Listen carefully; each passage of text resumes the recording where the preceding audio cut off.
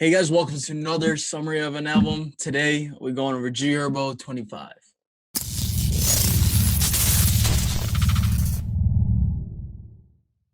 So for this one, I actually already listened to it. I can't really do my first impression of like even before listening to it, whatnot.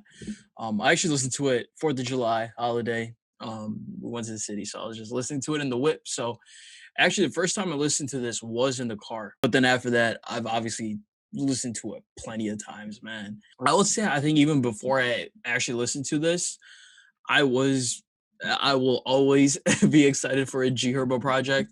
PTSD was absolutely fire. And so now with this, especially he put out a statement a couple, I feel like a couple months ago. It might have even been 2020 when he put statement out.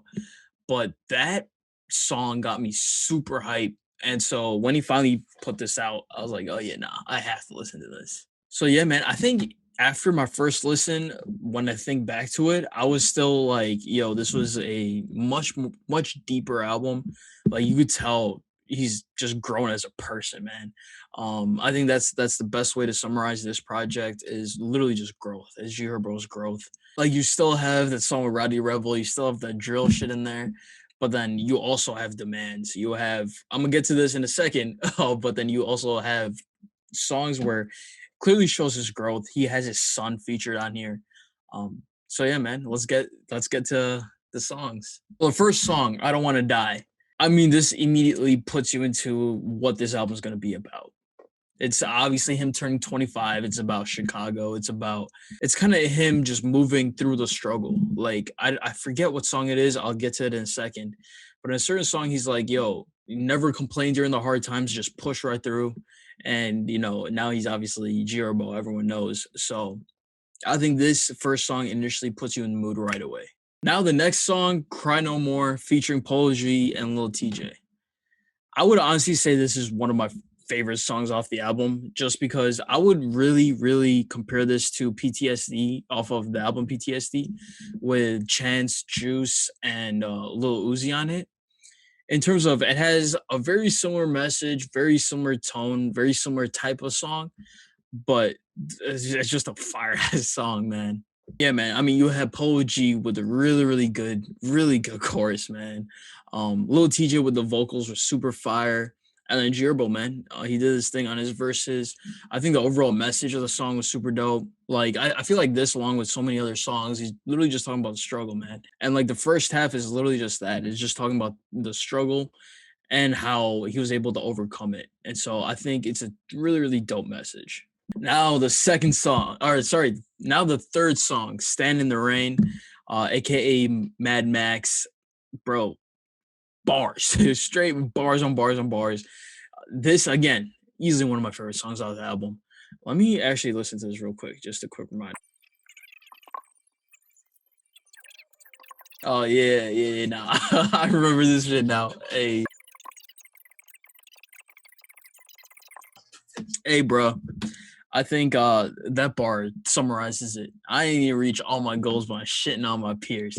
Like this is the energy G Herbo's coming with. Shout out Swervo. Like like now it's finally getting back to like we up now. Like I think the first two songs were really good introduction to the album of like, hey, this is a bit more calmer.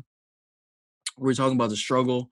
But then at the same time, we're talking about how we were able to overcome it. But then this is straight up, we overcoming this shit. Like if anything else, it's like, hey, we run in, we like what he like he talks about 30 under 30. I'm trying to be on the Forbes list. I'm trying to be Hove. Like I didn't even reach all my goals. I'm still shitting on my peers. Like all that energy, bro. Super fire. Um, and yeah, again, straight bars. Just he's barring you up, and the beats fire. Like this song's amazing. Next up, T.O.P. featuring 21. I think off rip, the first thing I really want to say is 21 Savage has been killing these features, bro. Like every time I see a 21 feature, even before, like I knew he's gonna go stupid. But now, especially, I think it might have something to do with the fact that he isn't like dropping music as often as he used to. And so, because of that, when you see that 21 name, you're like, oh, nah, he's coming with some heat. And again, T.O.P. did not miss at all. Oof.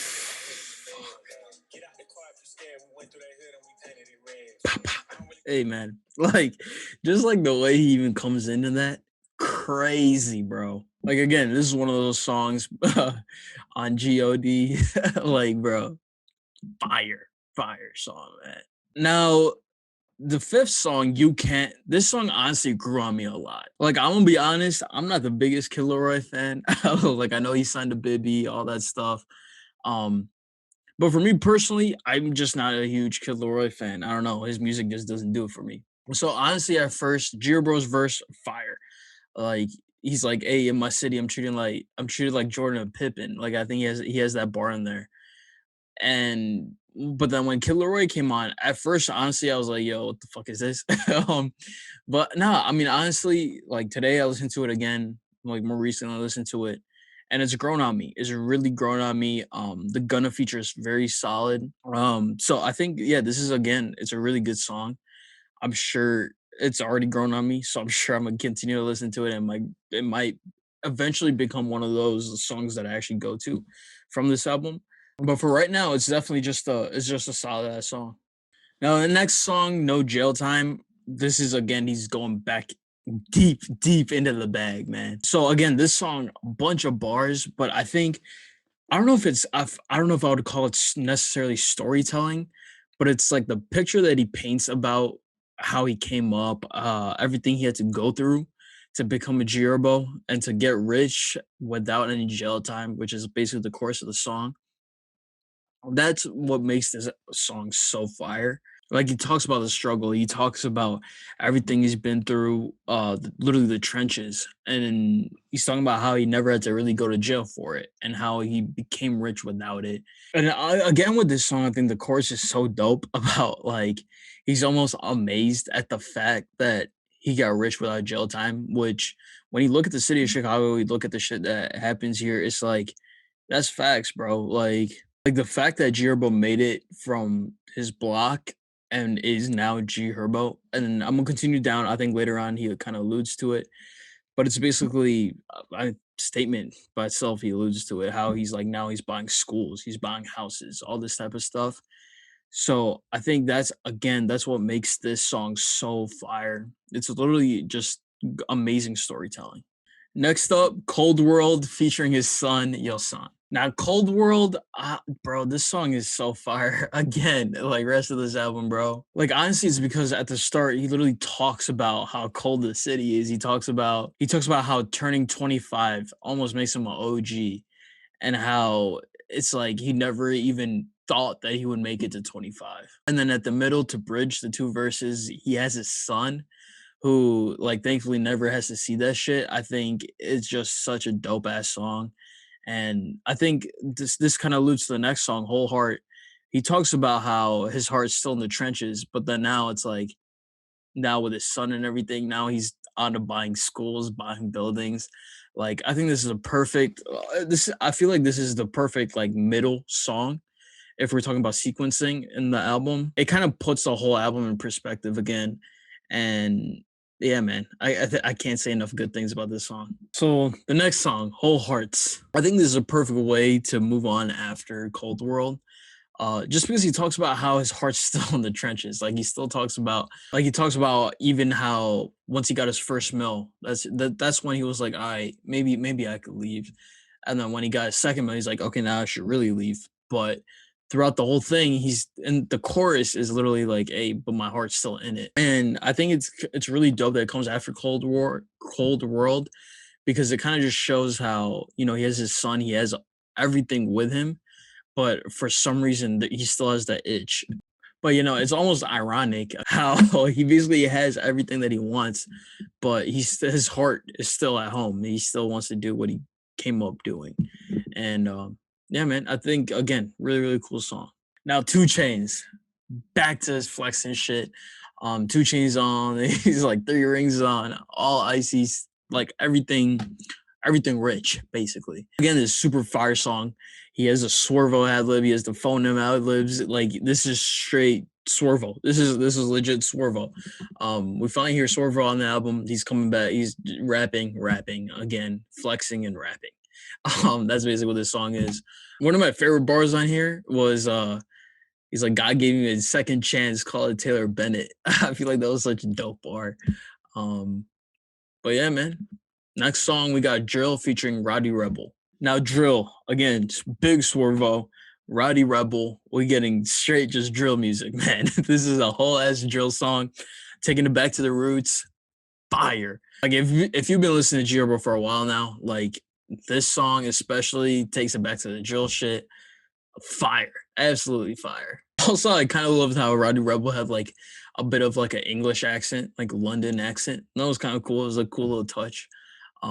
But yeah, no, fire ass song, bro. Now, next song, Trenches Know My Name. So the beat on this is almost it's like a background kind of noise that G Herbo is just kind of rapping over, but it makes it so fire.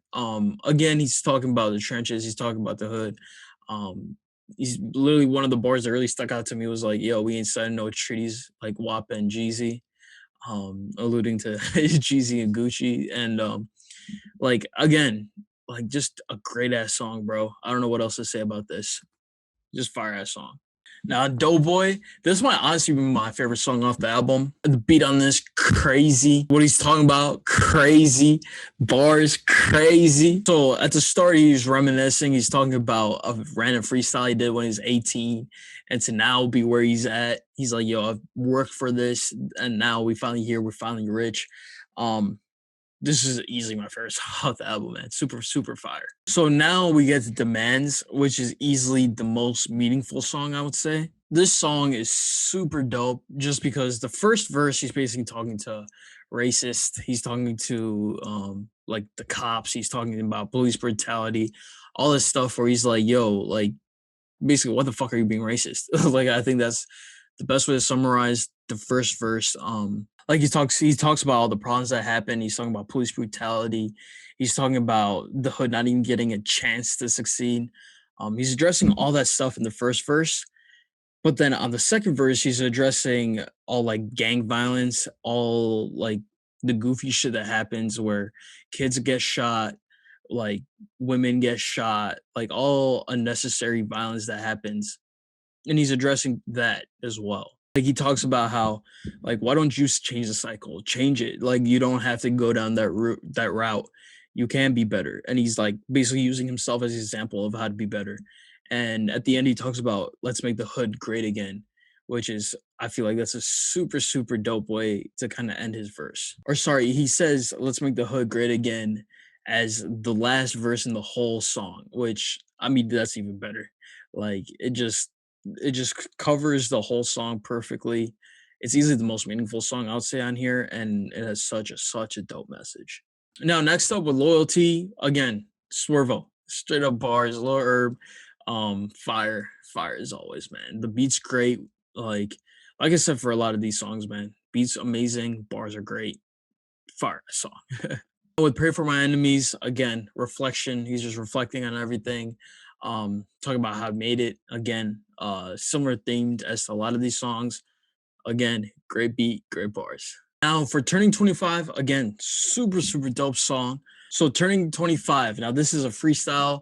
He talks about it at the start of the song. He basically says it's a freestyle that he's doing like right before the midnight of his 25th birthday. And again, to go along with the theme of the whole album, he's basically talking about how 25, it feels like he's been alive for a century, even though it's only a quarter century. Never thought that he would make it this far. And so, again, what he talks about on here, super dope. It's a freestyle and it's fire. It's a classic J Herbo freestyle. The next song is Statement. Again, like I said before, it was a single that came out a while back. But in sequencing where it is, fire. I love it. Like I think that's a really, really interesting way that artists kind of sequence their albums where they put that single.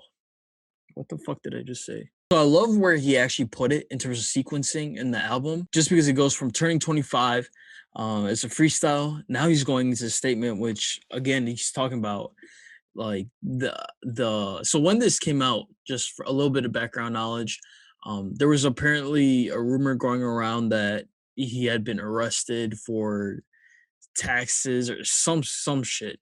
But then he literally put this song out like a couple days after, if not literally the day after. And it's basically like, yo, we bought a school, we bought all this stuff. Like, stop listening to Instagram. And so I think the where this is placed, again, it talks about growth, like where he is now.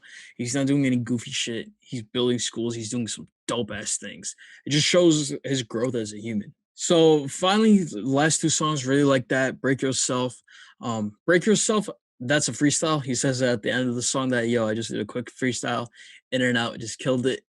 And both of these songs, again, perfect way to end the album. He's basically talking about Rich. We did it. It's a classic G Herbo song. And yeah, man, that's a quick, super quick summary of the album. Nothing else. If my explanation wasn't clear, go listen to this album, bro. That's Go listen to this. Now I'm gonna go into some quick things about what I personally really enjoy from the album. So one thing that I really love about this album, but I would say even G Herbo just in general, is just how he's able to change his voice song to song. So for example, from 11, the 11th song, Trenches Know My Name, all the way to the last song, there's no features, there's no other voice except for just G Herbo. And I think the way he does it, where he talks sometimes, he'll actually rap sometimes, he'll add a little reverb to his voice, he'll change something up. And so it keeps it super interesting, and it also keeps your attention. Not only does it keep your attention as a listener, but now you're invested in it. You're like, oh, he's just switching it up. It's super dope that I love that G Herbo does that. Now also the feature placement, like where each song, I think sequencing, I think that's a huge thing. Sequencing on this album is great. Like just the way some songs flow into the other, it's perfect. Like the theme of between certain songs is perfect. This whole album just flows extremely well. Now going into the actual features themselves, I think every single feature was really good. The only questionable one for me, just for me personally, is probably the Kid Laroi feature. But like I said before, it's really grown on me, and it's again, I can't say it's a bad feature at all. I think personally my favorite feature would probably be a Sun. I think that song is just really cool. So it's either that or that 21 verse was insane. So one of those two. Also Roddy Rebel coming in with that English accent. I always mess with that. So and also it was a drill song. So I say Rowdy and 21 in terms of actual verses. Those two were probably the best. And then his son, just because it's lit. It's a cool ass moment. But overall, from this whole album, I think the one thing that you can take away is just you literally are listening to G Herbo's growth. Like even a couple years ago, you would always see his name in some like goofy shit and some like just messy. Whenever he would be trending on Twitter, it would usually be for something bad. But like now you don't see that anymore. Yeah, I know he bought like a school. I think it's a school or an office or something in the south side of Chicago, and it's basically a business incubator for a bunch of people in the area, which is super amazing. So shout out G Herbo for that, man. And he talks about it throughout the whole song about everything he's done, all the business. Obviously, he's gonna flex. Like, yeah, he's gonna flex 2 Chainz as a whole. That's a flex, legit. But I think even throughout everything else, I think Demands. That's such a good song. Like, it very clearly just shows G Herbo's growth, not only as an artist but as a human being. So, shout out, Swervo, man. But yeah, man, that was just a really quick summary of every single song, some of the things that I personally really enjoyed. And yeah, with that, be sure to check out everything in the bio. Be sure to follow all my socials, all that good stuff. Check out the podcast, check out Twitch, everything, man. And yeah, bro. With that, be sure to go listen to 25 by G Herbo. And with that, I'm out. Peace.